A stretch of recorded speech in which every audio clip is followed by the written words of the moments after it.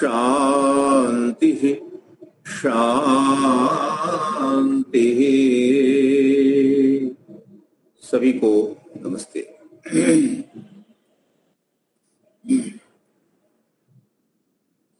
पातंजल योग दर्शन के चौथे पाद कैवल्य पाद के 17वें सूत्र का स्वाध्याय संपन्न हो गया है। 17वें सूत्र में ये बात कही कि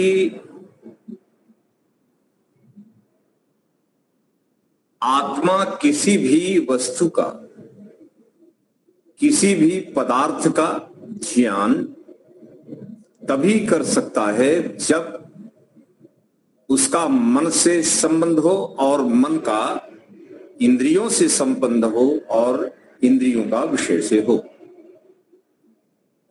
अगर संपर्क नहीं है तो जानकारी नहीं मिलेगी। आत्मा का चित्त से, चित्त का इंद्री से, इंद्री से विषय का अगर संपर्क नहीं है, उपराग नहीं है, तो कोई भी ज्ञान आत्मा को नहीं मिलना है। तो आत्मा को जो ज्ञान मिलेगा वो सीधा सीधा चैनल है, प्रणाली है, उसी प्रणाली से मिलेगा। चित्त, सत्व, स्तंभ, इन तीन कणों का बना हुआ एक सिस्टम।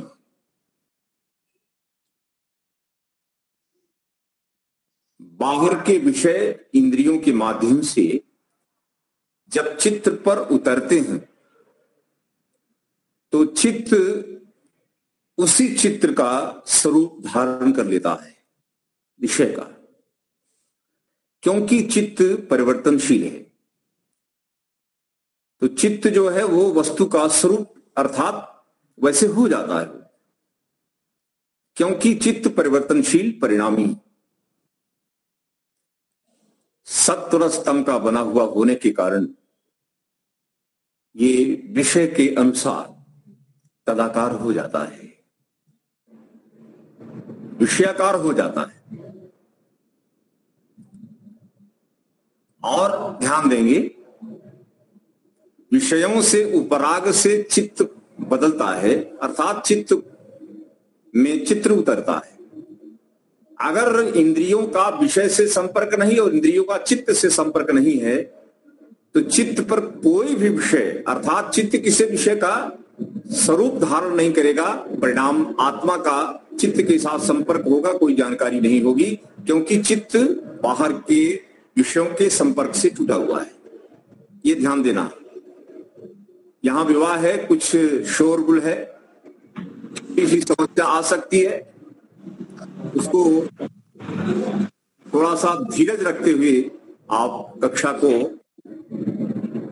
अच्छी प्रकार से समझने का प्रयास करें।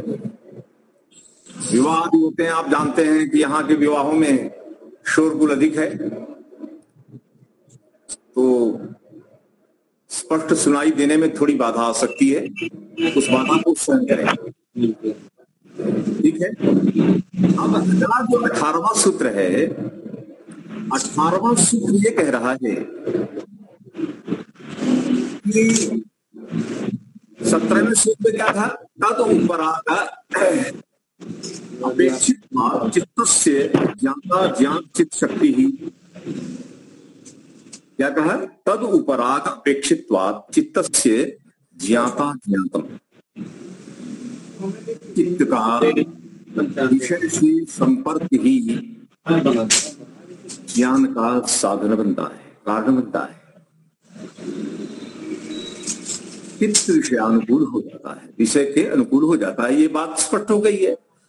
अब हेतु क्या देंगे कि चित्त जो है वो परिणाम अर्थात परिवर्तनशील होने के कारण, मैंने कहा था ना, बाहर का दृश्य देखा, जो दृश्य आया चित्त उसी दृश्य का स्वरूप धारण कर लेता है।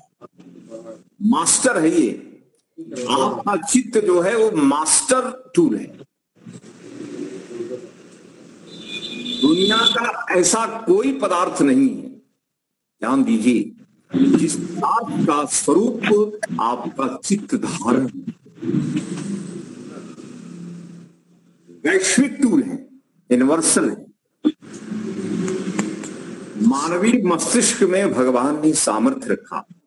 ध्यान देंगे क्या सामर्थ्य रखा कि जगत की कोई भी ऐसी वस्तु नहीं, परोक्ष हो या प्रत्यक्ष हो, जिसका स्वरूप अर्थात चित्त उसके आकार तदाकार न हो जाए। मैंने दृष्टांत दिया था, गुलाब का पुष्प आपके नेत्रों से अंदर गया और चित्त गुलाब का पुष्प हो गया, तदाकार हो गया। कमल का फूल कमल बन गया, चित्त बन गया। पिता को देखा पिता जैसा बन गया, मां को देखा तो मां जैसा बन गया। आलंबिक पदार्थ का स्वरूप धारण कर लेता है और चित्त का जब आत्मा से संपर्क होता है तो आत्मा आए हुए उसी पदार्थ के विषय के स्वरूप का प्रत्यक्ष अनुभव कर लेता है। मास्टर माइंड, ध्यान दीजिए, आपका माइंड जो है, ये ब्रेन है ना, ये मास्टर ब्रेन है। अभी हम लोगों को तो इसका पता ही नहीं है कि इतना पावरफुल ब्रेन ईश्वर ने हमको दिया है। आगे सूत्र आने वाला है, दृष्टि दृश्यो परक्तम चित्तम सर्वार्थम। दृष्टि दृश्यो अर्थात चेतन और दृश्य दोनों के स्वरूप से रंग जाने वाला चित्त समस्त पदार्थों को ग्रहण करने की योग्यता रखता है। योग्यता ईश्वर ने दी। ये चौथा जो पाद चल रहा है ना, ध्यान दीजिए, ये चौथा पाद पूरा का पूरा आपके चित्त पर ही है, मन पर ही चलता है। और आपको ऋषि बता रहे हैं कि आपने जो ये मन पाया है, ये आपको जो मानवीय जन्म मिला है, इसकी विशेषताओं को तो जानो।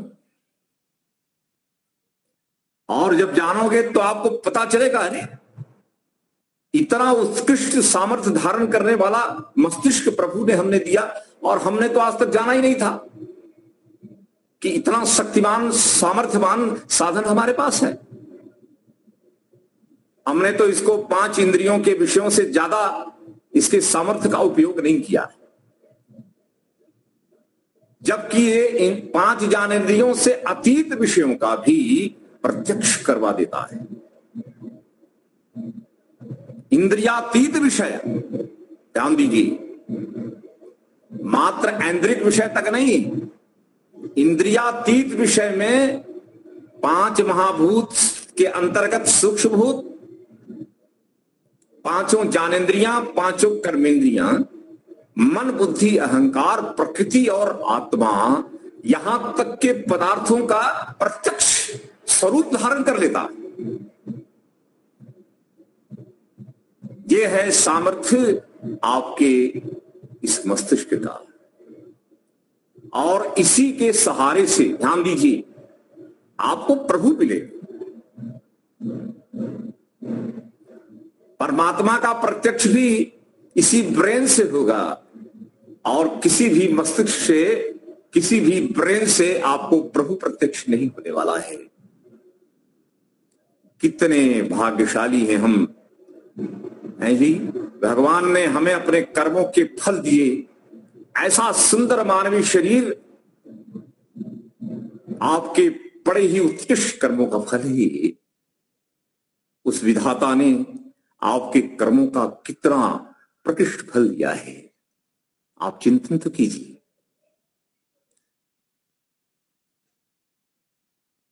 कितना साधन कितना संपन्न। और भगवान, और क्या कह रहे हैं ऋषि यहां, ये जो चित्त आपने पाया, ये चित्त प्रभु ने बनाया, मन को बनाया, और मन जिस गोलक के आधार पर काम करेगा, उस मस्तिष्क को भी प्रभु ने बनाया। ये मस्तिष्क का भी रचयिता वही है और आपके मन का भी वही रचयिता है, और दोनों त्रिगुण हैं, सत्व रज तम से बने हुए हैं।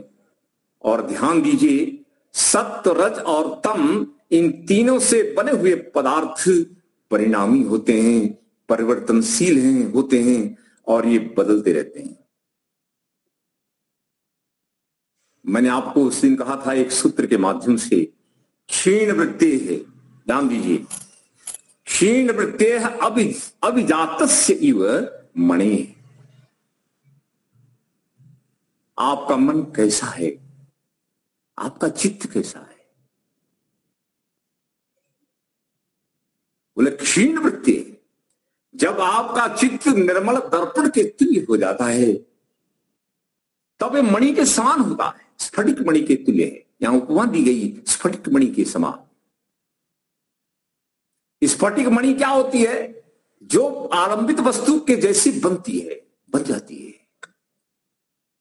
ऐसे ही हमारा चित्त, ध्यान दीजिए, मस्तिष्क का सहारा लेते हुए पंच महाभूत से लेकर के परमात्मा तक, यहां आत्मा और परमात्मा के बोध में सहायक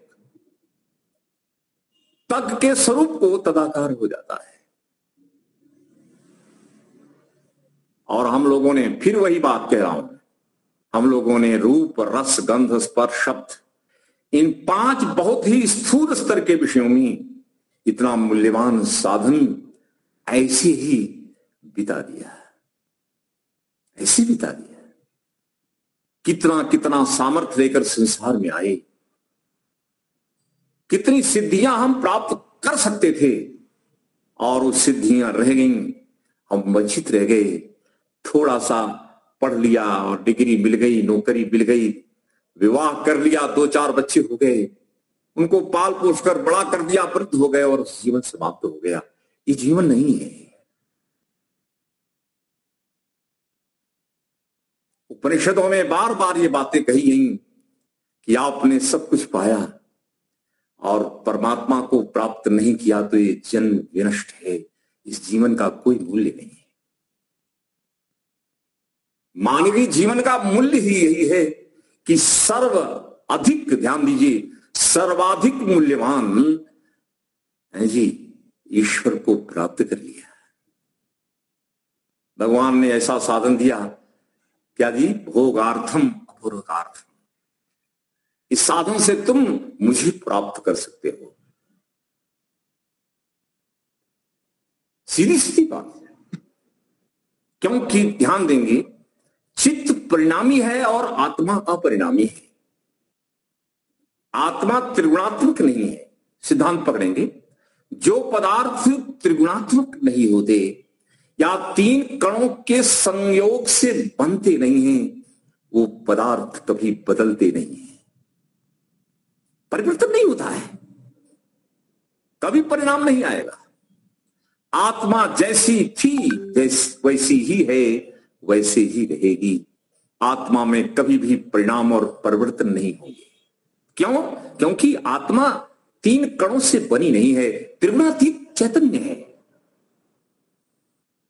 हम आप सब त्रिगुणातीत चैतन्य हैं और हमारा आराध्य देवता परमात्मा भी त्रिगुणातीत चैतन्य। हम त्रिगुणातीत, मेरे आराध्य देव प्रभु त्रिगुणातीत, त्रिगुणातीत त्रिगुणातीत से मिले और बरो और त्रिगुण आत्मा, त्रिगुण जगत, दृश्य और दृष्टा आत्मा क्या है? वो त्रिगुणातीत है।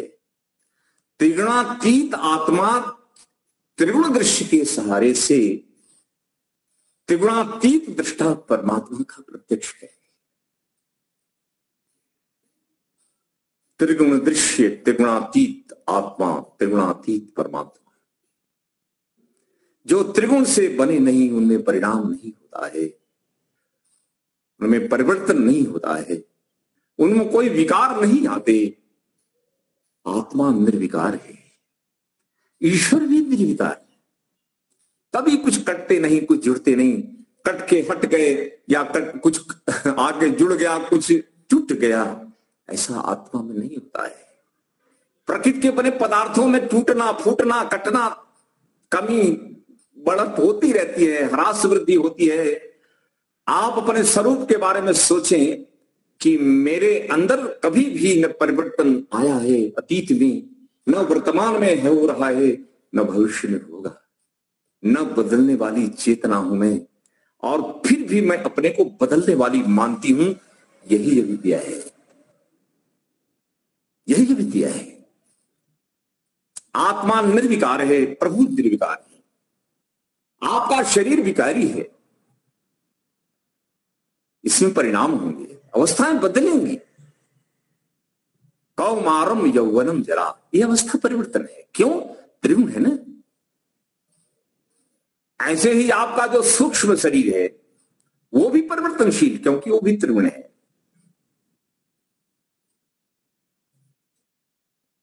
तो तीन कणों के संयोग से जो बनेगा वो बदल जाएगा।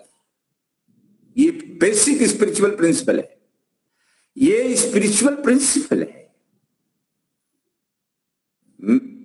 ये मेटेरियलिस्टिक प्रिंसिपल फिजिक्स अलग है, वो भौतिक शास्त्र है, और ये अध्यात्म शास्त्र है।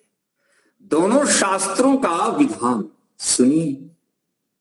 स्पिरिचुअल साइंस कहती है कि आत्मा और ईश्वर दोनों अभौतिक चैतन्य हैं, इनमें कभी परिवर्तन नहीं होता है। और भौतिक पदार्थ जो निर्मित पदार्थ हैं उनमें परिवर्तन सुनिश्चित है, अटल है। बने हुए पदार्थ टूटकर विनष्ट होंगे, लेकिन जो बने नहीं कभी टूट करके, बोलो, नष्ट नहीं होंगी। आप अविनाशी हैं। योग दर्शन समाधि पाद के दूसरे ही सूत्र में महर्षि व्यास ने हास्य किया है।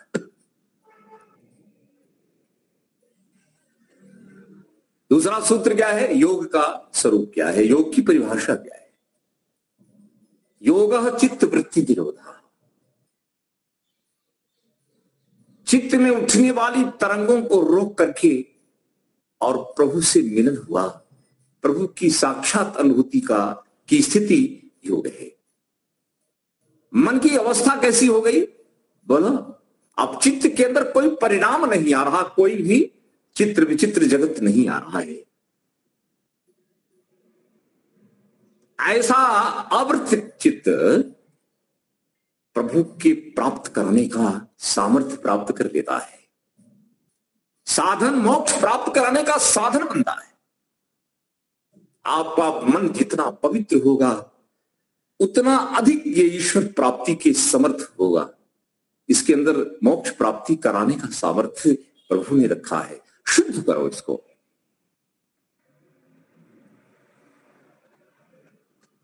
वृत्तियां हैं क्या? प्रमाण वृत्ति, विपर्य वृत्ति, विकल्प वृत्ति, अभाव वृत्ति, स्मृति वृत्ति, यही 5 प्रकार की वृत्तियां हैं। अगर ये 5 प्रकार की वृत्तियां जो चित्त में लहर की तरह उठती हैं, तरंगे हैं ये, अगर ये 5 प्रकार की तरंगे हट जाएं और चित्त आपका निस्तरंग हो जाए, ऐसे निस्तरंग प्रशांत चित्त की स्थिति प्रभु की प्राप्त करने की क्षमता रखता है। मैक्सिमम पोटेंशियल आप मन में परमात्मा ने क्या रखा? इसको अटमोस्ट लेवल तक प्योरीफाई करो। प्योरेस्ट माइंड क्या हो गया? बोलो, प्योरेस्ट माइंड जब होगा, अर्थात जब उसके अंदर कोई अविद्या आदि की वासनाएं नहीं होंगी, आपका चित्त अवृत्तिकस्य निस्तरंग प्रशांत बना। ऐसी स्थिति जब बनाएंगे तो सक्षम हो जाएगा आपका मन प्रभु को मिलाने का क्षमता। यही है जी। दर्पण बोलता है कि मैं तो साफ दिखाता हूं, लेकिन मेरे ऊपर धूल जम गई तो मेरा सामर्थ्य घट गया।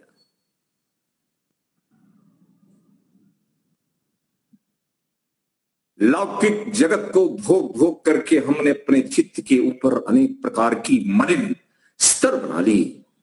वो जो मलिन आवरण आ गए तो चित्त कहता है क्या? आवरणों को हटाओ, तो पर्दा तो जो हटाओ, इस मल का पर्दा तो हटाओ, मुझे निर्मल करो। इसके बाद मैं आपको ईश्वर को प्रत्यक्ष करवाता हूं, आप मुझ पर भरोसा करो।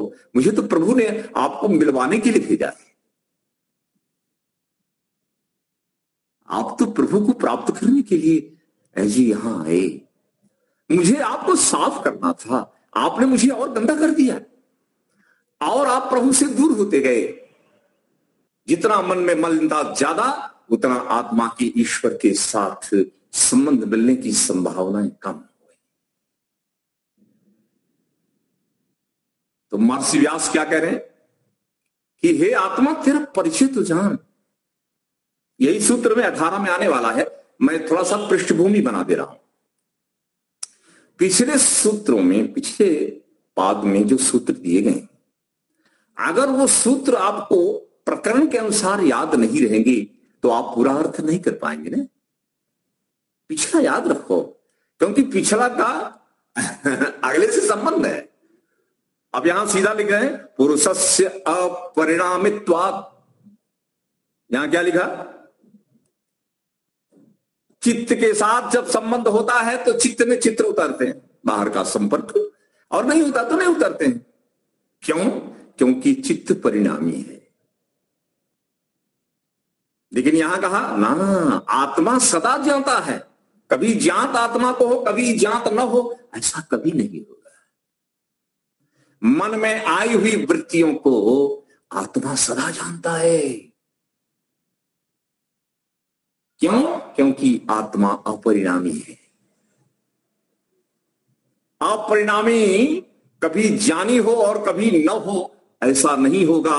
दीपक जल रहा है तो दीपक जलता रहेगा। ध्यान दीजिए, चैतन्य हैं आप। चैतन्य की चेतना की ज्योति है जी, ज्ञान की ज्योति कभी बुझती है क्या? अमर ज्योति हैं आप। आपकी ज्योति तो जैसी है वैसी ही है, और एक ज्योति परमात्मा की है। तो आत्म ज्योति कभी बुझती नहीं है। आत्मा चित्त से जुड़ा हुआ है, और चित्त के अंदर वृत्तियां आ रही, आपकी इच्छा और प्रयत्न से आ रही। उन वृत्तियों का आत्मा सदा सर्वदा जानता है। क्यों? क्योंकि ये 3 कणों से बना हुआ नहीं है। त्रिगुणातीत चैतन्य आत्मा की ज्योति अमर ज्योति है। और मन की ज्योति कैसी है जी? कभी सत्व कभी रज कभी तम, कभी सत्व कभी रज कभी तम। इस प्रकार परिवर्तन चित्त के अंदर हो रहे हैं। आत्मा इन परिवर्तनों का दृष्टा है। अच्छा, ध्यान रखो कि आपके चित्त में जो परिवर्तन हो रहे हैं वो अपने आप नहीं होते। चित्त के अंदर कोई भी वृत्ति अपने आप नहीं उठती। आत्मा की इच्छा और प्रेरणा से, प्रयत्न से मन के अंदर तरंगें उठती, और उन तरंगों का, ध्यान दीजिए, उन तरंगों का उठा उठा करके आत्मा प्रत्यक्ष करता रहता है। कभी प्रमाण तरंग उठा दिया, कभी विपर्य वृत्ति उठा दी, कभी कल्पना उठा दी, कभी निद्रा, और कभी स्पर्धे। यही 5 प्रकार की वृत्तियां आत्मा उठाता रहता है और उनका दृष्टा बना रहता है। उठाता स्वयं है, अपने आप नहीं उठती हैं, क्योंकि चित्त जड़ है। और आत्मा की इच्छा और संकल्प के अनुसार मन में परिवर्तन होते हैं, और आत्मा उन्हीं परिवर्तनों का क्या है बोलो? साक्षी देखता है। लेकिन याद रखो, चित्त स्वयं परिवर्तन करके आपके सामने खड़ा नहीं हो रहा है। आपकी इच्छा नहीं है तो आपके चित्त में कोई वृत्ति नहीं बनेगी। जैसे आपका मोबाइल है, मोबाइल की स्क्रीन पर कुछ नहीं आएगा अगर आपकी इच्छा नहीं। क्यों? मोबाइल जड़ है। ऐसे चित्त की स्क्रीन पर कुछ नहीं आएगा क्योंकि चित्त जड़ है। आप उठाएंगे तो आएगा। अगर आप उठाना सबको बंद कर देंगे तो आपका चित्त कैसा हो गया बोलो? निर्विषयम मनः। आपका मन निर्विषय हो गया।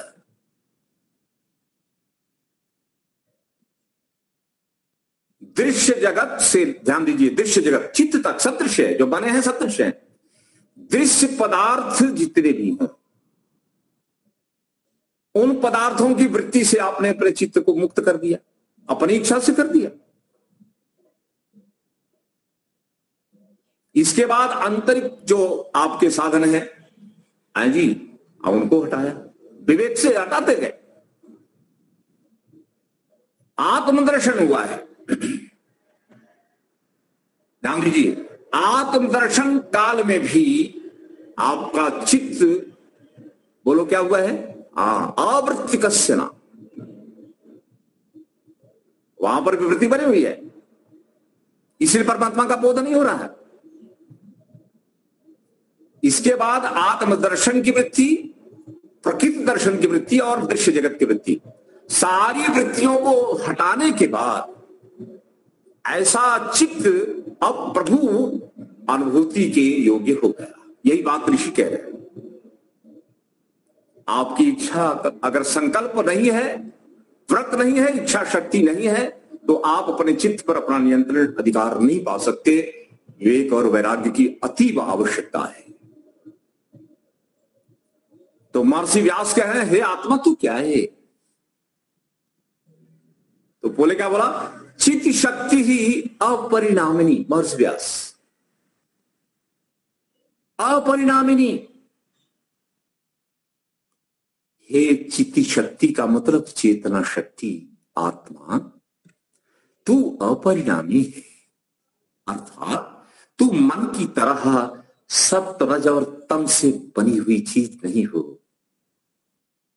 हे आत्मा, और आपका चित्त क्या है? प्रकाश क्रिया स्थितिशीलम, इन तीनों कणों का बना हुआ है, परिणामी है। तो चित्त क्या है? परिणामी, और चित्त शक्ति अपरिणामिनी, बिल्कुल विरोधी। चित्त में परिवर्तन, आत्मा में कोई परिवर्तन नहीं होगी। अपरिणामी आत्मा परिणामी चित्त के अंदर परिणाम ला करके दिखता है। आपके अंदर है जी, जैसे मैं दृष्टांत दूं, मेरी माता जी इस समय नहीं है, अब मैं मां के है जी, मन के अंदर तो मां का चित्र है, और मैं चित्र को संस्कार के रूप में उसको मैं क्या करूं, वृत्ति रूप, अर्थात रूप ला दूं, वृत्ति बन गई, स्मृति वृत्ति हो गई। अब मन जो है वो मेरी मां बन गया, मां का फोटो हो गया। चित्त के अंदर पड़ा हुआ संस्कार, मैंने कमांड दिया चित्त को कि मेरी मां को दिखाओ। चित्त ने स्वीकार किया कमांड को, और उसके बाद स्कैनिंग किया कहां पर है मां का चित्र। आपको थोड़ी कुछ करना है, आपको कमांड दिया, आपने कमांड दिया, और मां अंदर से ढूंढ करके चित्त ने अपने स्क्रीन पर दिखा दिया, लो आपकी मां का चित्र यही है, यही है ना? हाँ, आपके कमांड पर चलने वाला आपका चित्त, आप जो चाहोगे वो ला देता है। आप स्वयं कर लो ना। हमारे कक्षा में इस समय 50 विद्यार्थी हैं। अब ये 50 विद्यार्थी जिसके मां नहीं है, पिता नहीं है, जरा आप स्मृति में लाइए, आ जाएगा मन, तुरंत कमांड कीजिए, फट से ला के रख देगा। कैसा सिस्टम?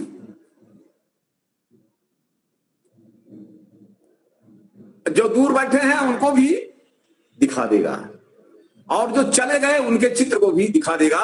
आपके कमांड का ब्लाइंड फॉलोअर है।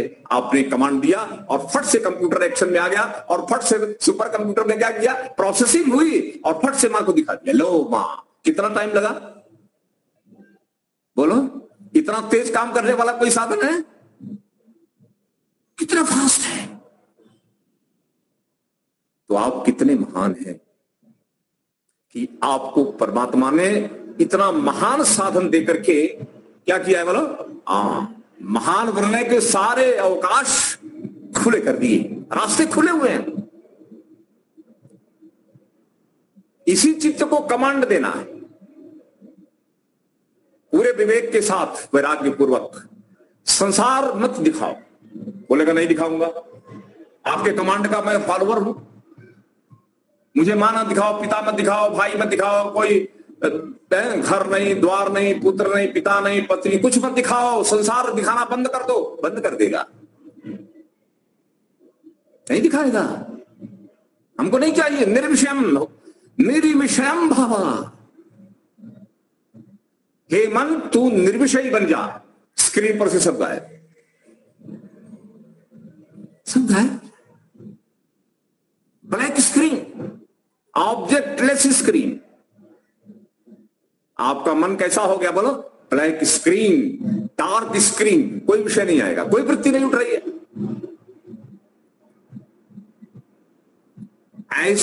ऐसी स्थिति को कभी कभी बनाइए। आप अपने मन पर किसी भी विषय वस्तु, चाहे जड़ हो चाहे चेतन, किसी को मत लाइए।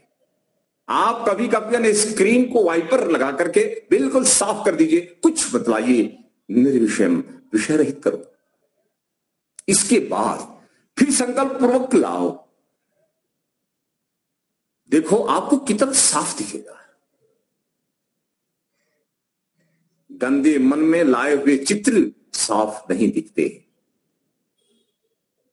इसलिए सारी वृत्तियों को हटा करके एक विषय को उपस्थित करोगे, बहुत साफ दिखेगा, क्योंकि बैकग्राउंड में कोई दूसरा विषय नहीं है। मन को साफ करके, अब ब्लैक बोर्ड है मान लीजिए, अब ब्लैक बोर्ड में कल का लिखा हुआ है, उसी पर आप लिखने लगे तो साफ दिखेगा है जी। उसको हम क्या करते हैं? रबिंग करते हैं कि नहीं, मिटाते हैं कि नहीं, डस्टर लगाते हैं कि नहीं।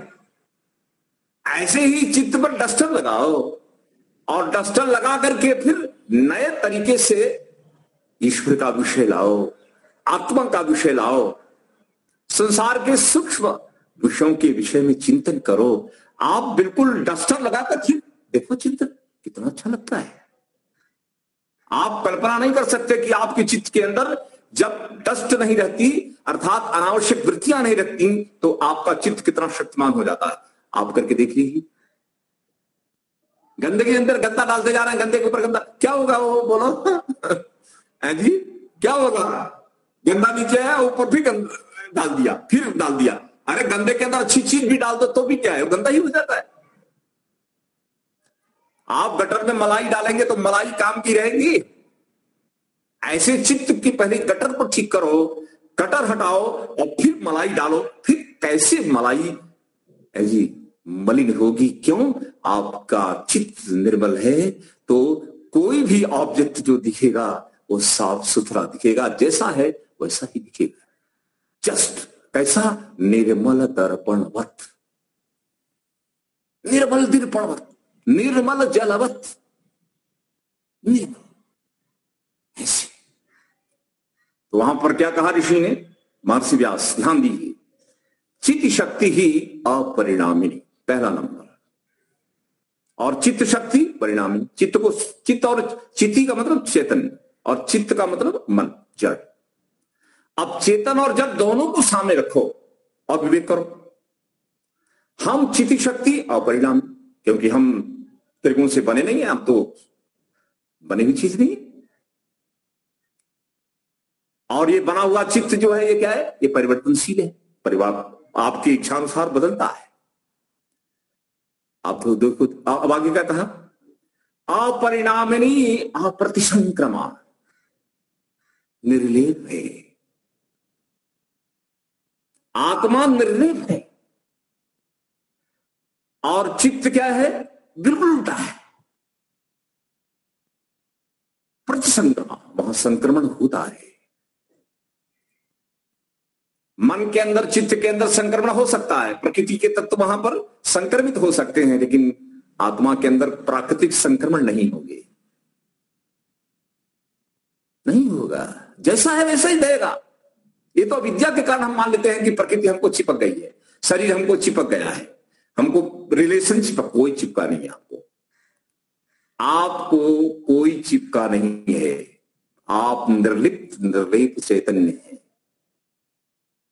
यही तो सोचना है ना। आप निर्लेप आत्मा हैं, शरीर के अंदर रह करके भी आप निर्लेप हैं, जैसे गटर में पड़ा हुआ हीरा। गटर में पड़ा हुआ हीरा गटर से निर्लेप है, गटर में पड़ा हुआ सोना गटर से निर्लेप है। ऐसे ही इस शरीर के अंदर आप निर्लेप हैं, आप हीरा और सोना है। आप अपने को पहचानो। महर्षि कह रहे हैं आप अपने स्वरूप को तो पहचानो। आप शरीर में बैठ गए, अपने को शरीर मान बैठे, शरीर तो गटर है और इसमें हीरा बैठा, हीरा भी अपने को गटर मान ले, अविद्या। आप शरीर आदि से अलग, एकदम अप्राकृतिक। अपने स्वरूप को पहचानो, कितना सुख मिलता है, कितना शांति मिलती है। जिस दिन आपको अपने शरीर से अपने पृथकत्व का बोध होगा, वो अपने जीवन का सुनहरा दिन होगा। सेलिब्रेशन, सेलिब्रेशन कब होगा? जब मैं ये अनुभव करूंगा, अरे मैं तो हीरा और शरीर गटर है। मैं तो क्या, अब तक क्या मैं अपने को मानता था। शरीर से हम बिल्कुल निवृत्त हैं और फिर भी अविद्या से हम शरीर से लिपायमान हो रहे हैं। यही तो अविद्या है ना, इसी को ठीक करना है। तो आत्मा क्या हो गई बोला? प्राकृतिक पदार्थों से निर्लिप्त है, बिल्कुल पृथक है।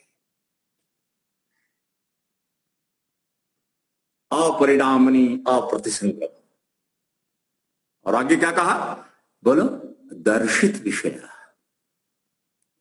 विषयों का रियलाइजेशन करने की चेतना। आपके अंदर क्या योग्यता है? बोले हे आत्मा तू चेतन है, तू आए हुए विषयों का दृष्टा है, तू रियलाइज करता है। ये मन रियलाइज थोड़ी करता है। चित्त में चित्त निर्लेप नहीं है, ये प्राकृतिक है। इसमें गंदगी जाएगी। तेरे अंदर कोई गंदगी नहीं है, फिर भी तू अपने को गंदा मान रहा है। और चित्त स्वयं रियलाइज नहीं करता है। चित्त के अंदर विषय आते हैं, आत्मा के संकल्प से, इच्छा से, प्रयत्न से आते हैं। मन को कुछ पता नहीं होता कि मैंने जिस स्वरूप को धारण किया है, क्या वो मैं अनुभव कर सकता हूं? क्या बोलेगा? मैं जड़ अचेतन द्रव्य, मेरे अंदर अनुभूति की योग्यता नहीं है, मैं चित्त शक्ति नहीं हूं। ये तो योग्यता चित्त शक्ति में होती है, चित्त जड़ में नहीं होती। आपने रसना के ऊपर केसर केरी रख डाली, केसर केरी का रस डाला, रसना से केसर केरी का गुण गया, कहां पहुंचा? चित्त में। और चित्त रसना केरी का गुण धारण कर लेता है और आत्मा से जुड़ा हुआ है। तो आत्मा को क्या था? लो रस केसर केरी का रस लाया। आपने कहा था ना केसर केरी का रस लाओ, तो मैंने सिस्टम से उसको मैं ला रहा हूं। आप देखिए आपको केसर केरी का गुण मिल रहा है? हाँ मिल रहा। आपने क्या किया? क्या आपके अंदर गया? बोले मेरे अंदर तो नहीं आया, आत्मा के अंदर तो कुछ जाता नहीं।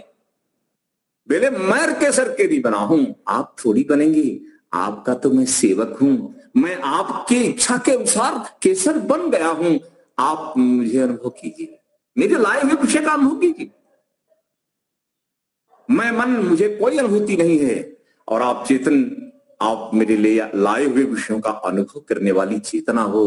तुम आत्मा हो, मैं जड़ मन चित्त आपका क्या हूं? बोलो दीर्घकालिक सहायक सेवक हूं। इस सेवक तो सारा परिवर्तन चित्त में होता है, और उन परिवर्तन अपनी इच्छा से हम करते हैं। मन वैसा बदलता है, हमसे मन जुड़ता है और हम अनुभव करते हैं। बस यही है। आपने अनुभव कर लिया तो क्या लगा? अच्छा लगा, खराब लगा, बस सुख मिला या दुख मिला। यही रियलाइजेशन चैतन्य को होता है, मन को थोड़ी होता है। यही बात इस सूत्र में आएगी। और आगे स्पष्ट क्या किया? चित्त शक्ति ही अपरिणामनी अप्रतिसंक्रमा दर्शित विषय, विषयों का मात्र अनुभव करने वाला विषय चित्त में आएंगे। उन विषयों का सीधा अनुभव करने वाला आत्मा है, चित्त नहीं है।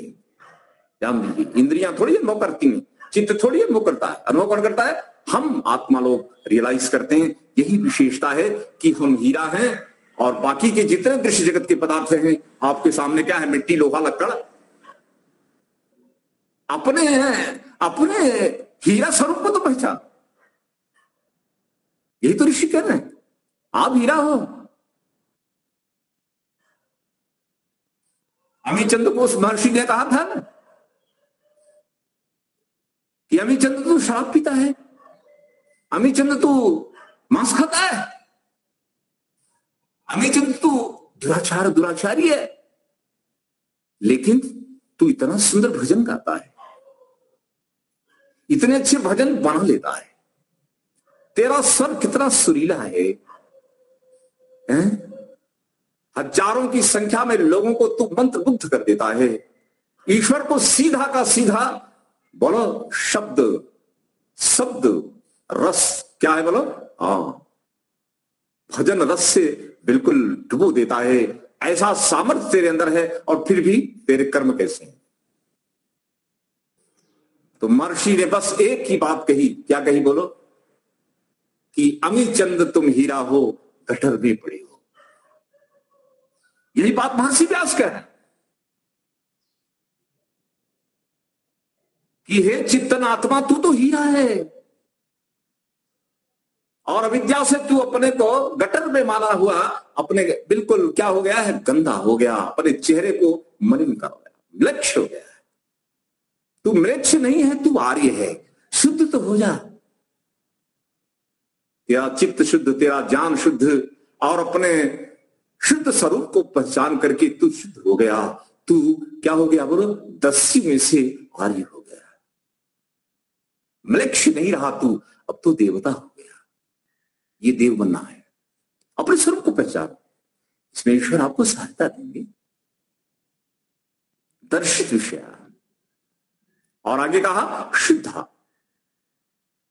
हे आत्मा तू शुद्ध है, अर्थात तेरे अंदर प्राकृतिक पदार्थों का मिश्रण नहीं है। सत्वरस्तम तेरे अंदर थोड़ी है, चित्त के अंदर तो सत्वरस्तम का मिश्रण है, वो तो अशुद्ध है, मिलावटी। तो मिलावटी है। कौन? चित्त बोलो, चित्त। चित्त मिलावटी और चित्ती बोलो बिल्कुल शुद्ध, जिसके अंदर सत्वरस्तम का मिश्रण नहीं, अमिश्रित चेतना, मिलावटी नहीं है। दुनिया बनावटी है, दृश्य बनावटी और दृष्टा आत्मा बोलो क्या है? बोलो कैसे है? शुद्ध। अब हम शुद्ध होते हुए भी अब शरीर अशुद्ध, चित्त अशुद्ध, इनके साथ रह गए तो अपने को भी क्या मान लिया? अरे हम भी इम्प्योरिटी, अशुद्ध है। अपने शुद्ध स्वरूप को पहचान, रिकग्नाइज योरसेल्फ। आप अपना परिचित प्राप्त करो। ऋषि कह रहे हैं तू अपने को पहचान।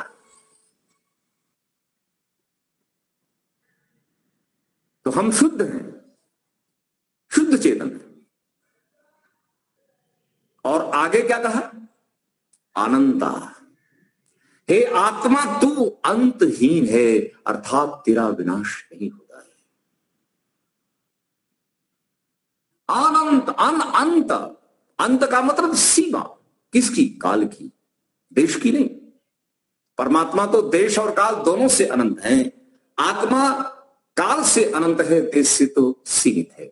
देश तो एक अणु मात्र है, तो अणु मात्र होने से सर्वव्यापक तो होगा नहीं। परमात्मा तो विभु है, वो सर्वव्यापक होने से क्या हो गए? देश के दृष्टि से भी अनंत है, इसका कोई अंत देश की दृष्टि से नहीं है। लेकिन काल की दृष्टि से न आत्मा का अंत है, न तो ईश्वर का अंत। तो हे आत्मा, किसी काल में तू नहीं होगा, ऐसा नहीं है। तू सार्वकालिक शाश्वत चेतना है। अब बताइए, और ये चित्त जो तुझे साधन के रूप में दिया गया है, इसका तो अंत हो जाएगा। ये शरीर अंत वाली है, साधन बने हुए सब अंत वाले, और तू अनंत है। हे चेतन आत्मा, तू तो अनंत है, तेरा विनाश नहीं है। समझो, तो महर्षि व्यास हमारा परिचय दे रहे हैं। ये 5 अमृत पंचामृत है आत्म परिचय। अपरिणामी, अपरिणामनी, अप्रतिसंक्रमा, दर्शित विषया, शुद्धा अनंता। च लगा दिया का मतलब 5 में सब है। च का मतलब बस, और अनंत, अपरिणामनी, अप्रतिसंक्रमा, दर्शित विषया, और बोलो शुद्ध और अनंत, और अनंत पूर्ण विराम। ये 5 तेरी विशेषताएं जिसके अंदर बहुत सारी चीजें आ गई। कोई अलग अलग विस्तार की आवश्यकता नहीं है, समझने के लिए समझ लो। बस 5 आपकी विशेषता है। 5 जन्य, पंचामृतम। तुम पंचामृत हो, तुम 5 जन्य, यही मिलकर के तुम्हारा स्वरूप बनाते हैं। ये 5 जन्य है। ठुको अपने स्वरूप को। 5 जन्य की 5 जन्य कृष्ण का जो उद्घोष करने का जो संघ था उसका नाम 5 जन्य। यही 5 जन्य है और क्या। आत्मा के लिए यही समझना है। अब इस सूत्र में क्या कहा, अब आप समझ में आ गए कि अपरिणामी क्या होता है। कभी परिवर्तन नहीं होता है। शरीर टूट गया तो हम टूट गए, शरीर बुढ़ा हो गया तो हम बुढ़े हो गए, शरीर अपंग हुआ हम अपंग। ये क्या है। परिणामी परिवर्तनशील संसार को अपने ऊपर आरोपित करके वेदना और दुखी होकर के अपने इस मूल्यवान हंसते हंसते हुए जीवन को रोता हुआ बना देते हैं। जी, रुदन क्यों करें। रोने की आवश्यकता नहीं। आपके पास ऐसा कुछ नहीं है रोने के लिए। ये तो अविद्या के कारण हमने बना लिए फालतू चीजें जिससे हमको रोना पड़ता है, दुखी होना पड़ता है। आप जिस दिन अपने स्वरूप को समझ पाएंगे ना, रोना बंद, हमेशा मुस्कुराते रहेंगे। पुष्प के समान आप पुष्पित खिले रहेंगे। आप हमेशा जहां भी होंगे आपका चेहरा लोग कहेंगे वाह क्या बात है। इनको तो कोई अंदर से कोई वेदना नहीं है, क्योंकि ये अपने स्वरूप में है। अपने स्वरूप में रहने वाला दुखी नहीं होता है। दुखी वो होता है जो दूसरों को अपना स्वरूप मान करके अविद्या से ग्रस्त रहता है। तो अब यहां कहा सदा ज्ञाता चित्त वृत्तयः तत्प्रभो। यहां पहले क्या था कि चित्त का जब संबंध बाहर के विषय से होगा तब चित्त में चित्र आएगा। अगर बाहर के ज्ञानेंद्रियों का संपर्क विषय से और इंद्रियों का चित्त के साथ संपर्क नहीं होगा तो ज्ञान नहीं होगा। तो चित्त में कभी परिवर्तन होता है और कभी नहीं होता है, लेकिन आत्मा में आत्मा में कोई परिवर्तन नहीं होता। और हेतु क्या दिया, पुरुषस्य अपरिणामित्व। आत्मा के अपरिणामी होने से चित्त के अंदर आने वाली वृत्तियों के आधार पर चित्त में होने वाले परिवर्तन, वो परिवर्तन परिणामी चित्त में होते हैं, क्योंकि चित्त आपका त्रिगुण है और आत्मा त्रिगुणातीत होने के कारण सदा ज्यादा है। अर्थात चित्त के अंदर आने वाले परिणाम परिवर्तनों को जानता है, बदलता नहीं है। बदलता चित्त है। यही बात यहां उपदेश किया जा रहा है कि कभी चित्त में ज्ञान आ रहा है, कभी चित्त में नहीं आ रहा है। संबंध है द्वारा नहीं आ रहा है। लेकिन आत्मा, मान लीजिए अंदर स्मृति वृत्ति उठा रहा है, तो स्मृति वृत्ति उठा रहा है तो क्या कर रहा है, स्मृतियां देख रहा है। स्मृति वृत्ति है। अब वृत्ति स्मृति वृत्ति के रूप में कौन बदल रहा है, चित्त बदल रहा है ना। कल्पना, तो कल्पना वृत्ति आ गई। आत्मा उस कल्पना वृत्ति से जुड़ा हुआ है, देख रहा है, स्वयं उठा रहा है।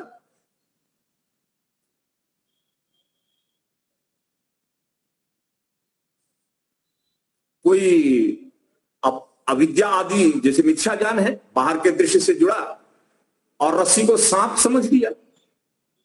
अब रस्सी को सांप समझने की वृत्ति कहां बन रही है, मिथ्या ज्ञान की वृत्ति भी चित्त में बन रही है। आत्मा उस वृत्ति से जुड़ा और मिथ्या ज्ञानी हो गया। प्रमाणों से जुड़ा तो सत्य ज्ञानी हो गया। विकल्प से जुड़ा तो कल्पना वाला, कल्पना करने वाला हो गया। और जब जागृत स्वप्न विषयों से हट गया तो कैसा हो गया, सो गया, सोने वाला हो गया। और कुछ नहीं, अगर बाहर के जगत से छूटा हुआ है तो अंदर क्या कर रहा है, संस्कारों को उठा उठा करके स्मृति कर रहा है। ये सारी वृत्तियों का दर्शक दृष्टा आत्मा सदा काल है। और चित्त के अंदर कभी प्रमाण वृत्ति, कभी पर्य वृत्ति, कभी विकल्प वृत्ति, कभी निद्रा वृत्ति और कभी स्मृति वृत्ति चलती है। परिणाम आ रहे हैं और आत्मा उन परिणामों का दृष्टा है। परिणाम मन में और अपरिणामी आत्मा में कोई परिवर्तन न होते हुए भी चित्त के अंदर आने वाले परिवर्तनों को देख देख करके आत्मा सुखी दुखी होता है। बस ये बात दिमाग में बैठाना है। तो यहां पर स्पष्ट किया कि सदा ज्ञाता, सदा ज्ञात रहती हैं क्या, चित्त वृत्ति। हाँ, चित्त की वृत्ति है, ध्यान देंगे। चित्त की वृत्तियां सदा ज्ञात किसको रहती हैं, चेतन को रहती हैं। यहां लिखा क्या कहा, तत्प्रभो हो, उस चित्त के स्वामी को सदा ज्ञात रहती है। आप बताइए, आप कौन है, चित्त के स्वामी है या चित्त आपका स्वामी?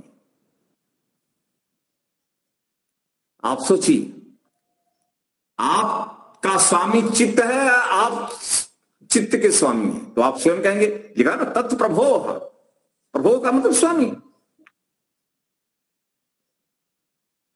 जो प्रयोजक होता है वो स्वामी होता है।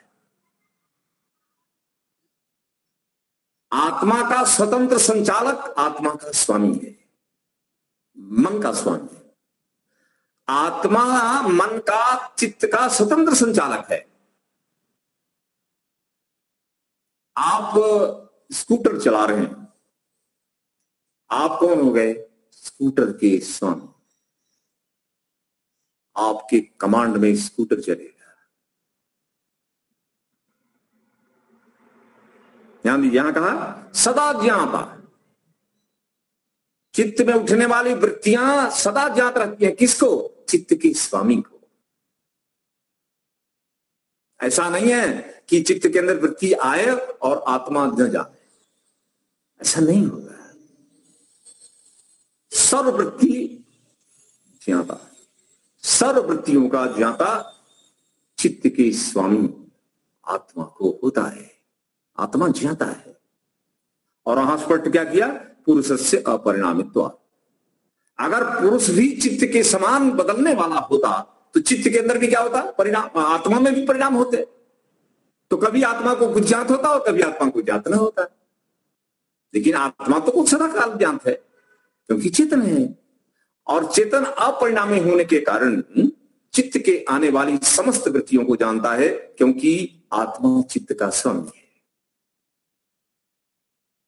प्रेरक है, यूजर है, प्रेरक है, चालक है, ऑपरेटर है, कमांडर है। तो आपकी इच्छा और प्रयत्न के लिए ध्यान दीजिए। आप स्वामी कब कहे जाते हैं, किसी भी पदार्थ के स्वामी आप कब कहे जाते हैं, जब उस पदार्थ के आप स्वतंत्र संरक्षक और स्वतंत्र प्रयोग के अधिकारी होते हैं।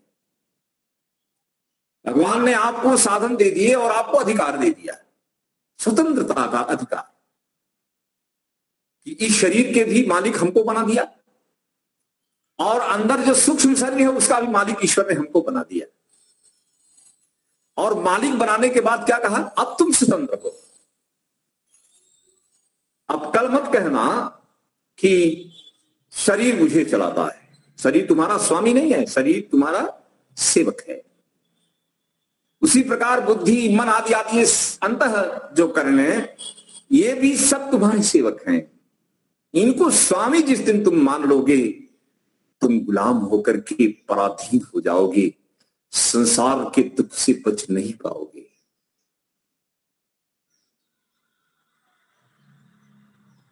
स्वामी को सेवक, ध्यान दीजिए, स्वामी सेवक को अपना स्वामी मान ले और ये कहे कि स्वामी चित्त हमको कमांड करता है, उल्टा हो गया ना। ज्यादातर लोग यही मानते हैं कि मन हमको चलाता है, इसीलिए मन पर नियंत्रण नहीं है और दुर्गति को प्राप्त होते हैं। दुर्गति को कौन प्राप्त होते हैं, बोलो, जो ये मानते हैं कि मन हमको चलाता है, जबकि मन क्या है? बोलो, प्रभु आत्मा का सेवक है। आत्मा को यहां प्रभु कहा। प्रभु का अर्थ है user, independent user, independent operator. जैसे कंप्यूटर आप चला रहे हैं, आप ऑपरेटर, मोबाइल अपना चला, आप ऑपरेटर हैं। आप लैपटॉप चला रहे हैं, ऑपरेटर हैं। आप जो स्वतंत्रता अपनी इच्छा से चला रहे हैं, उसके आप ऑपरेटर हैं। तो जो आपकी इच्छा के अनुसार चलता है वो कौन हो गया? सेवक। शरीर आपकी इच्छा अनुसार चले, ये सेविका हो गई। ऐसे ही सब साधन, अंदर के बाहर के, सब अपनी इच्छा से नहीं चलते, वो इसके प्रभु आत्मा की इच्छा से चलते हैं। इसलिए आत्मा ही इनका स्वतंत्र यूजर है, स्वतंत्र प्रेरक है, स्वतंत्र चलाने वाला है। आज से कभी भी मत कहना है कि मन बहुत बलवान है, मुझे खींच लेता है, बिल्कुल मत कहना। सुसारथ, क्या कहा? सुसारथी हुआ।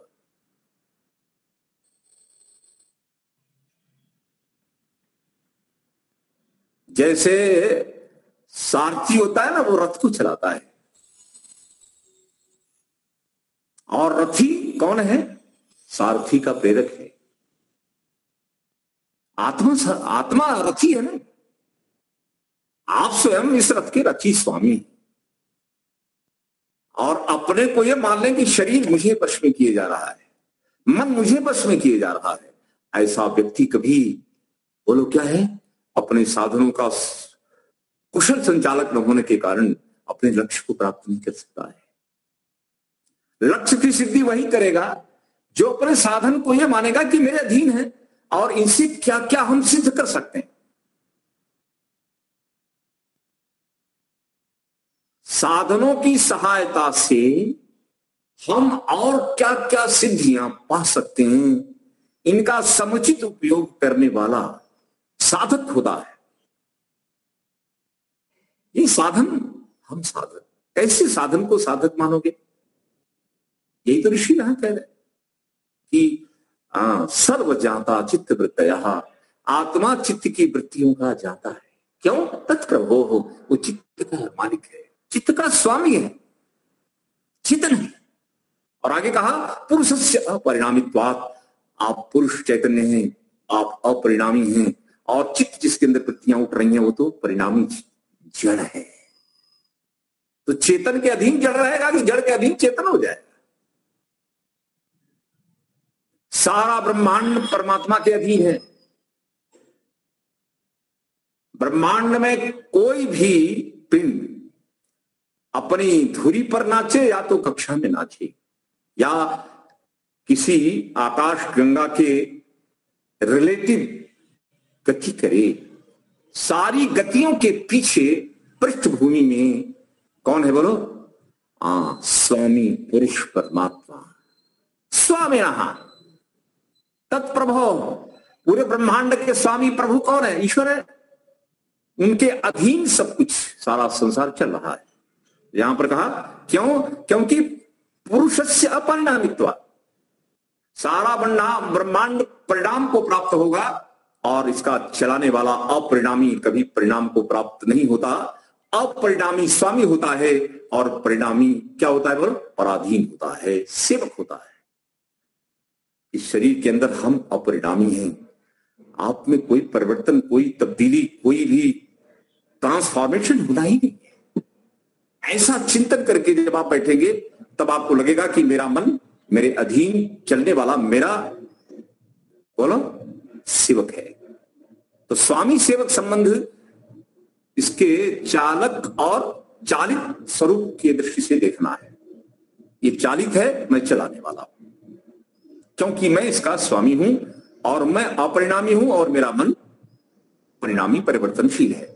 इतना ज्ञान, और इसी को ऋषि यहां बता रहे हैं कि जो भी यहां पर कहा ना, मन जो है परिणाम को प्राप्त होता है, परिणत होता है, और आत्मा जो है उसी मन के परिणत स्वरूप को देखता है।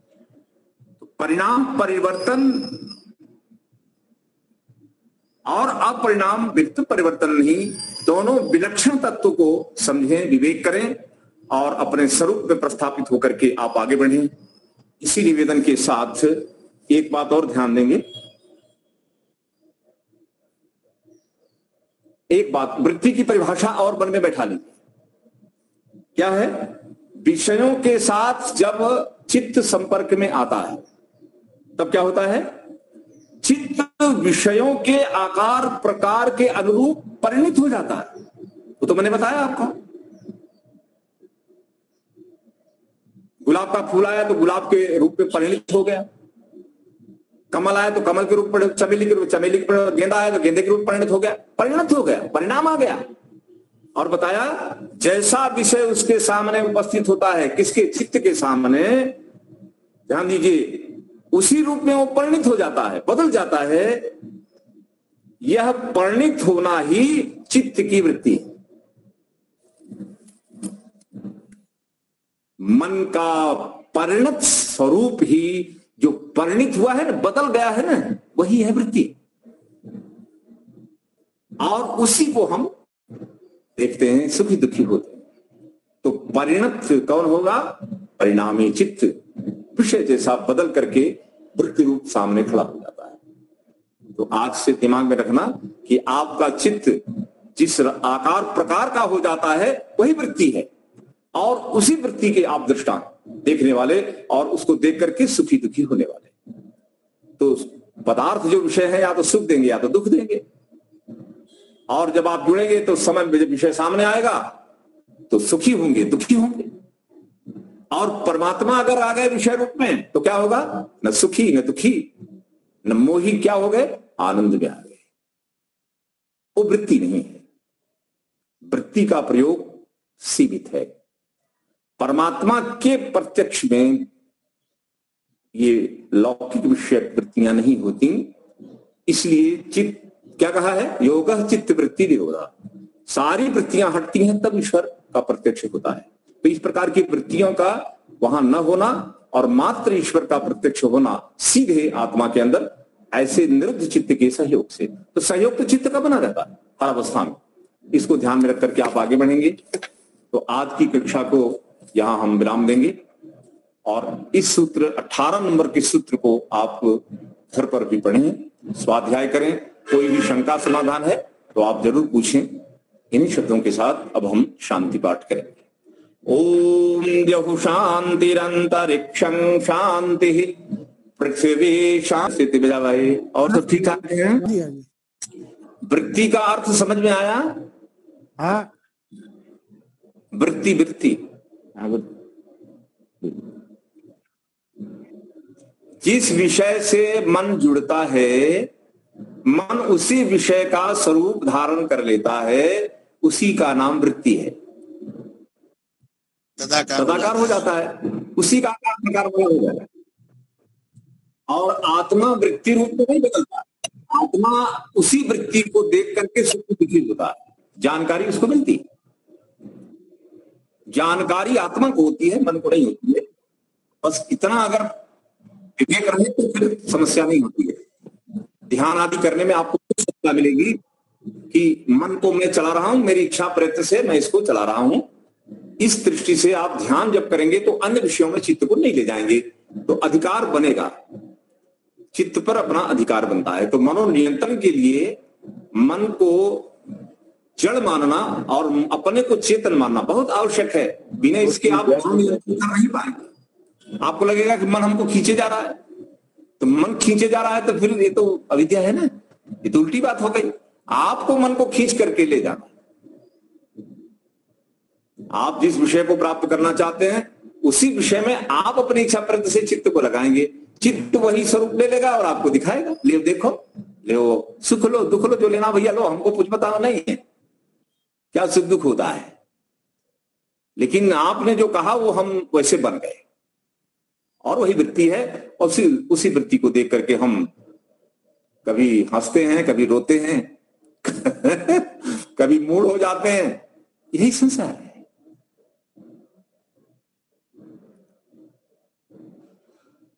और योगी होता है तो योगी विषय को क्या कर देता है? न सुख लेता है, न दुख लेता है, न मोहग्रसित होता है, उदासीन होता है।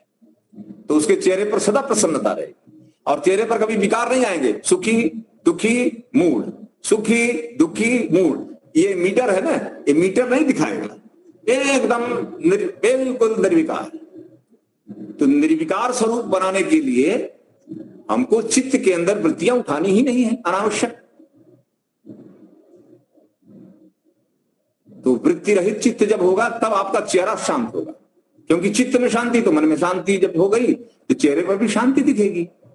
अब अंदर अशांति है तो आप देखेंगे खींचा खींचा चेहरा रहता है। बोले क्या मानते अरे बहु गरीब घर कहिए ना, अपने कहीं गड़बड़ लागे छे चेहरा कुछ उल्टा उल्टा बना हुआ उतरा हुआ है, वो चित्त का रंग उतर गया तो चेहरा भी उतर जाए। और चित्त में प्रसन्नता बनी तो चेहरा भी चेयरफुल रहेगा, प्रसन्न। तो चित्त की स्थिति को बिगड़ने नहीं देंगे, ये आपके हाथ में। यही योग शिक्षा है और क्या है, यही तो कला है। हम दुखी नहीं होंगे, हम दुख देने वाली वृत्तियां नहीं उठाएं, सदा हम एकदम पॉजिटिव सोचेंगे, पॉजिटिव सोचेंगे, विधेयात्मक दृष्टि लाइए, वृत्ति अच्छी लाइए और उससे शांत रहिए, सुखी रहिए। दूसरों को भी आप सिखाइए, उनको भी सत्य का ज्ञान होगा, वो भी सफल होंगे। आप किसी के मन में कोई प्रश्न है तो पूछ सकते हैं।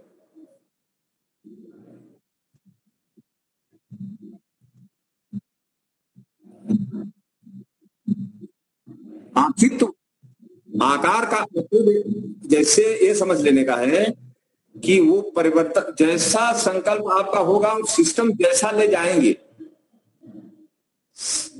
सिस्टम जैसा ले जाएंगे वैसा ही चित्त उसी स्वरूप को धारण कर लेता है। धारण कर लेने का मतलब इतने समझना है कि उसमें तात्विक परिवर्तन नहीं होता है, सत्वरस्तम का इस प्रकार से वहां उभाव होता है। ऐसा नहीं समझना है कि वहां सत्वरस्तम कुछ अलग से आ गए, ऐसा नहीं होता है। जैसे दर्पण में आप देखते हैं या स्फटिक मणि में देखते हैं तो स्फटिक मणि और दर्पण में कोई परिवर्तन नहीं होता, लेकिन जो चीज जैसी आती है वैसा वो वैसे हो जाता है। ये योग्यता आपके चित्त के अंदर है।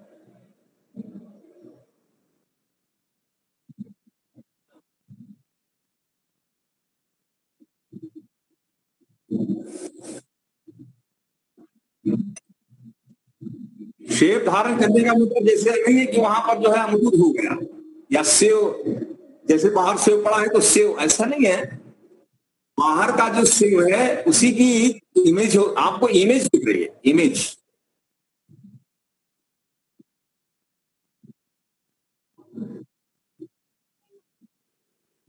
नहीं नहीं नहीं, मन में बाहर बाहर ऑब्जेक्ट है और मन में उसी की शैडो छाया है, और जैसा बाहर है वैसा ही अंदर दिखेगा,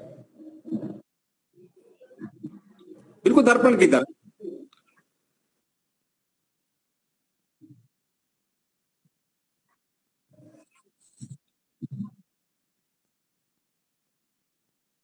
मतलब मन में पदार्थ नहीं आते, मन में पदार्थों की छाया आती है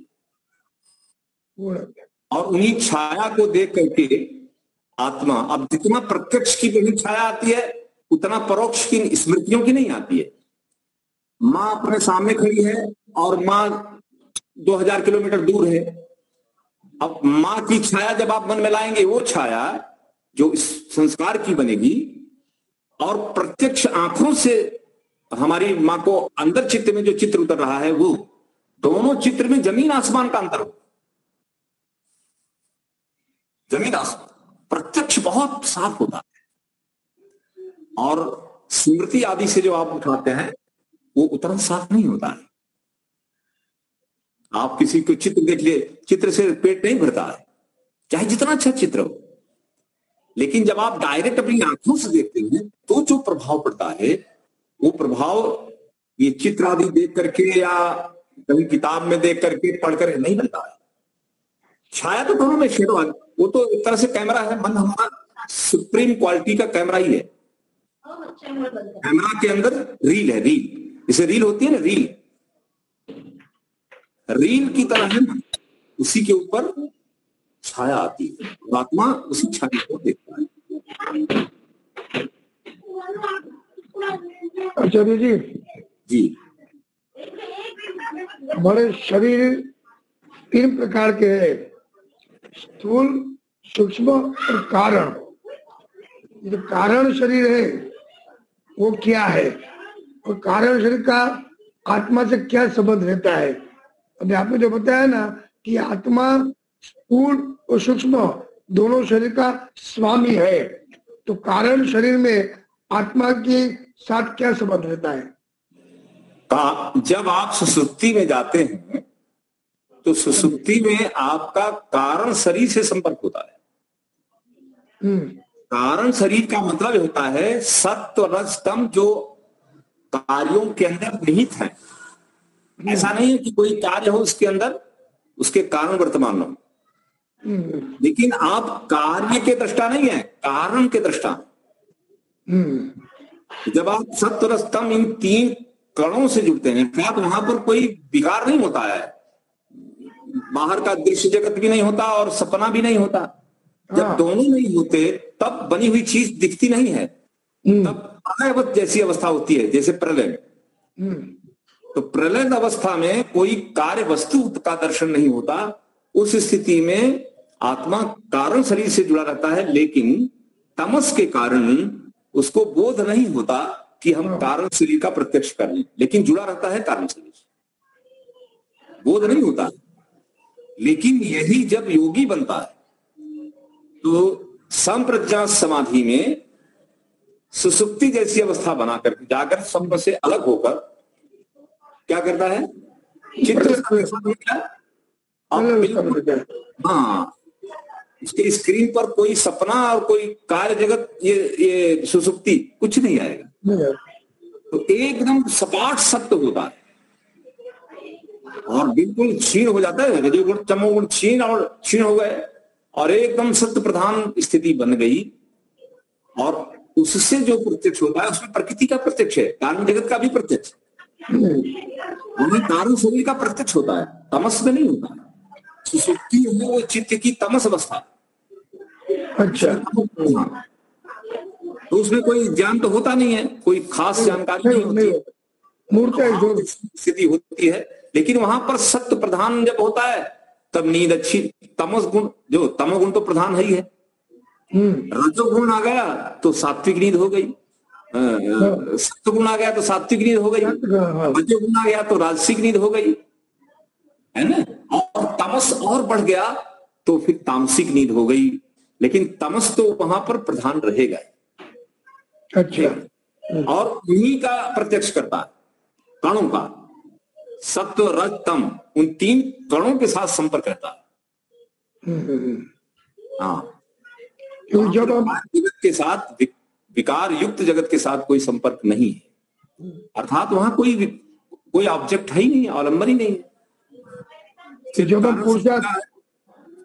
पुरुषार्थ करने के बाद या अच्छा हमारी सारी दिनचर्या अच्छी ठीक हो, स्वाध्याय को यज्ञ कर्म किया हो तो हमें अच्छी निंदा आती है। निंदा को में भी तमस प्रधान। हाँ, आपको जानकारी कुछ खास जानकारी कोई जगत की, ईश्वर की या सपने आदि के पदार्थों की नहीं होगी, लेकिन सत्व की का सुख मिलेगा। हाँ, लेकिन तमस प्रधान रहता है। तो सत्व का जो सुख मिल रहा है ना सुषुप्ति में, उसी का नाम सात्विक निद्रा है। और अच्छी नींद नहीं आई, राजसिक नींद आई का मतलब कि पेनफुल नींद है, और सतोगुण रजोगुण दोनों नहीं, और मूड और तमोगुण बढ़ गए और अंधेरा, तो वो आदमी सोता रहता, 12 घंटे सोएगा ना, उठेगा ही, उठाते रहो। तो इस प्रकार से वहां पर इन कारण सत्य के गुणों से सीधा प्रभावित रहता है, लेकिन गुण प्रधान रहता है।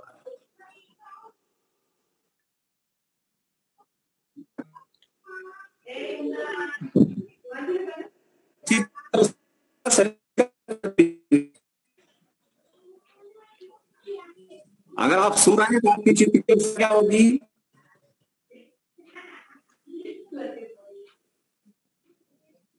अगर आप सो रहे हैं तो शरीर में थकान लगी है, आलस्य आया है, और आलस्य थकान जब शरीर में लगेगी तो मन पर प्रभाव क्या होगा? तमोगुण हो जाएगा, तमोगुण हो जाएगा। आत्मा इसीलिए कहा है हाँ दस्ता है, चाहे जितना वृत्ति हो, आत्मा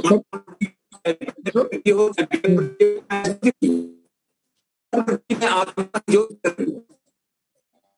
अपरिणामित्व पुरुष, पुरुष के अपरिणामी होने से पुरुष की ज्योति बुझती नहीं है, वो वृत्तियों का दृष्टा है। जो वृत्ति अंदर बन रही है तो उसी वृत्ति को देखता है। वहां सात्विक वृत्ति बनी तो सात्विक देख रहा है, अनुभव करता है, अच्छा लगता है। तो सुसुप्ति में भी रियलाइजेशन है, सुसुप्ति में भी आत्मा बेहोश नहीं है, रियलाइज हो रहा है। और आत्मा का अगर चित्त से कनेक्शन हट जाएगा तब आत्मा को लक्षण होगा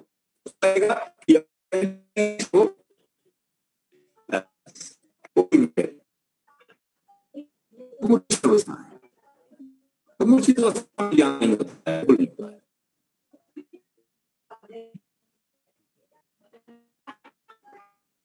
आत्मा की अवस्थाओं में जागृत अवस्था, स्वप्न अवस्था, सुसुप्ति अवस्था,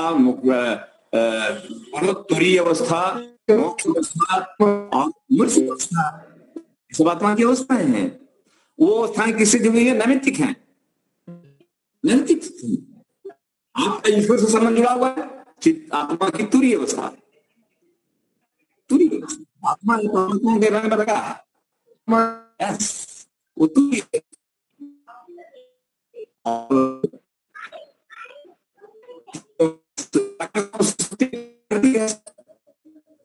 वो सब प्राकृतिक अवस्थाएं हैं, मन की अलग अलग अवस्थाएं हैं। उसी प्रकार से आत्मा जुड़ता है और दुखी सुखी होता रहता है। कभी ज्ञान हो रहा है, कभी नहीं हो रहा है, उल्टा पुल्टा हो रहा है, सब यही होता है। तुरीय अवस्था में परमात्मा के साथ संबंध रहा, निरुद्ध अवस्था में। मोक्ष अवस्था में शरीर छूट गई, आप सदा के लिए चले गए मोक्ष में, और प्रलय आ गई तो मूर्छित हो गए। या तो फिर चालू जीवन के अंदर भी मूर्छा आ सकती है, कभी भी आपके ब्रेन में ज्यादा चोट लग गई, आप कोमा में चले गए। अब कोमा में चले गए तो कोई रियलाइजेशन नहीं होता,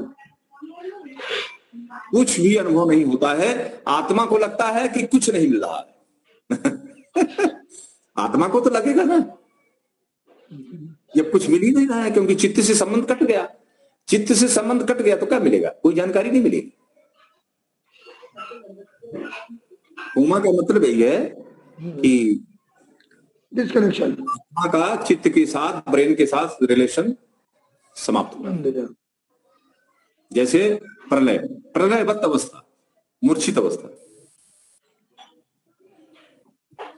ठीक है? हाँ जी ठीक है, नमस्ते, बहुत बढ़िया, अच्छा, सबको धन्यवाद, नमस्ते।